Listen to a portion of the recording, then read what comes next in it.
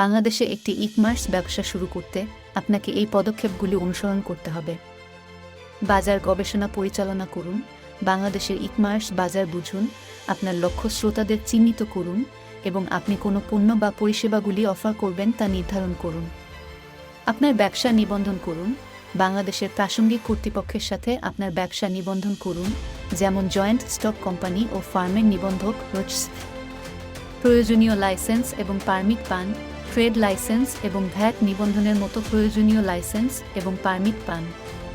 একটি ওয়েবসাইট তৈরি করুন, আপনার ই-কমার্স ব্যবসার জন্য একটি ওয়েবসাইট তৈরি করুন যা ব্যবহারকারী বান্ধব এবং মোবাইল প্রতিক্রিয়াশীল। একটি পেমেন্ট গেটওয়ে বিকাশ করুন, স্থানীয় বাজারের সাথে সামঞ্জস্যপূর্ণ একটি পেমেন্ট গেটওয়ে চয়ন করুন এবং এটিকে আপনার ওয়েবসাইটে একত্রিত করুন। সরবরাহকারী খুঁজুন, আপনি যে পণ্য বা পরিষেবাগুলি অফার করবেন তার জন্য সরবরাহকারী খুঁজুন এবং তাদের সাথে সম্পর্ক স্থাপন করুন।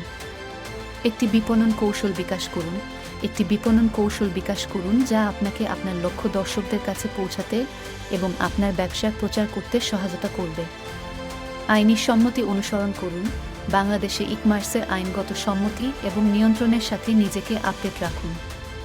আপনার ব্যবসার প্রচার শুরু করুন, একবার আপনি এই পদক্ষেপগুলি সম্পন্ন করার পরে আপনি আপনার ব্যবসার প্রচার শুরু করতে এবং গ্রাহকদের কাছ থেকে অর্ডার গ্রহণ করতে পারেন।